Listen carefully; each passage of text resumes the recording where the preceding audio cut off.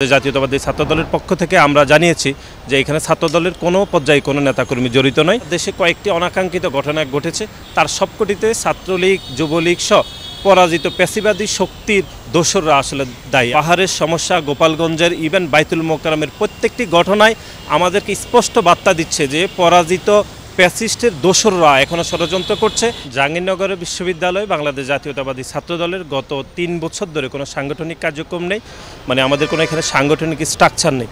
সুতরাং গণমাধ্যমে যেটি প্রকাশিত হয়েছে সেটি আমরা দেখেছি। আমরা ইতিমধ্যে দলের পক্ষ থেকে, বাংলাদেশ জাতীয়তাবাদী ছাত্রদলের পক্ষ থেকে আমরা জানিয়েছি যে এখানে ছাত্রদলের কোনো পর্যায়ে কোনো নেতাকর্মী জড়িত নয়। যেহেতু আমাদের সাংগঠনিক কোনো স্ট্রাকচার নেই, সুতরাং নেতাকর্মী জড়িত হওয়ার প্রশ্নই আসে না।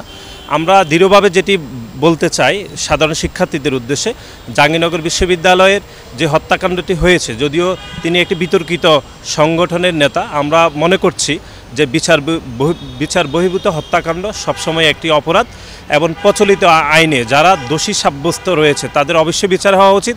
এবং আমরা বিশ্ববিদ্যালয় প্রশাসন ইতিমধ্যে যাদেরকে বহিষ্কার করেছে এবং আমরা আইনশৃঙ্খলা রক্ষা বাহিনীকে, যারা জড়িত আইনশৃঙ্খলা রক্ষা বাহিনী, তাদেরকে আমরা অনুরোধ করব যেন যারা দোষী প্রমাণিত হয় তাদের বিরুদ্ধে যেন ব্যবস্থা গ্রহণ করে। না, বাংলাদেশ জাতীয়তাবাদী ছাত্রদলের যেহেতু জাহাঙ্গীরনগর বিশ্ববিদ্যালয়ের সাংগঠনিক স্ট্রাকচার নেই, সুতরাং এখানে ছাত্রদলের কেউ জড়িত না বলে আমরা আপনাকে নিশ্চিত করছি।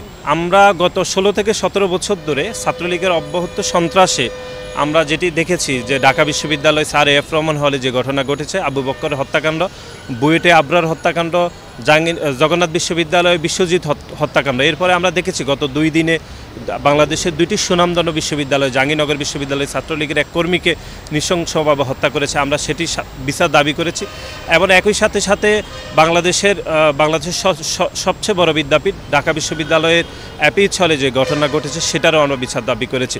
এবং একই সাথে সাথে আমরা গত কয়েক সপ্তাহ ধরে এক ধরনের যেই সংস্কৃতি দেখেছি, মুভ জাস্টিস যেই প্রথা শুরু হয়েছে, আমরা অবিলম্বে এটি বন্ধ করার জোর দাবি জানাচ্ছি। এবং একই সাথে সাথে আমরা যেটি বিশ্বাস করি, বাংলাদেশ জাতীয়তাবাদী দল বিএনপি এবং বাংলাদেশ জাতীয়তাবাদী ছাত্রদল সবসময় বিশ্বাস করে কোনো ব্যক্তি যদি অপরাধ প্রমাণিত হওয়ার আগে তাকে যেমন অপরাধী বলা যাবে না, তেমনি কারো বিরুদ্ধে যদি সুনির্দিষ্টভাবে কোনো অভিযোগ থাকে তাহলে তার সঠিক তদন্ত হওয়া উচিত এবং তদন্তের মাধ্যমে তার বিচার নিশ্চিত করতে হবে। সেটি আমাদের বাংলাদেশ জাতীয়তাবাদী ছাত্রদলের একমাত্র চাওয়া।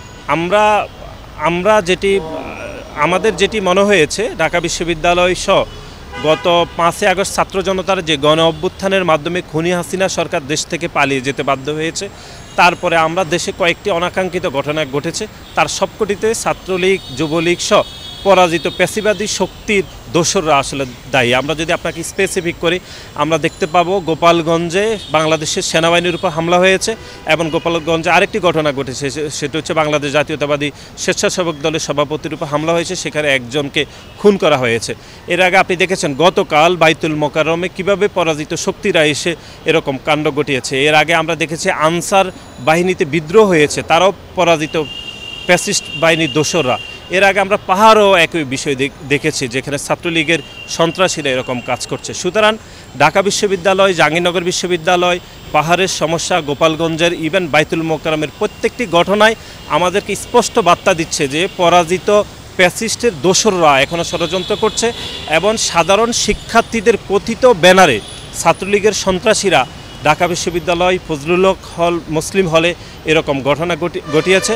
ইতিমধ্যে তাদেরকে গ্রেপ্তার করা হয়েছে। আমরা বিশ্ববিদ্যালয় প্রশাসন সহ যেসব আমাদের যে পুলিশ বাহিনী যারা রয়েছে তাদেরকে আমরা উদাত্ত আহ্বান জানাবো যেন কোনো খুনি যেন বিচারের কোনো ফাঁক ফোকর বেরিয়ে যেন বাহিরে না চলে যায়। প্রচলিত আইনে আমরা সর্বোচ্চ শাস্তি দাবি করছি।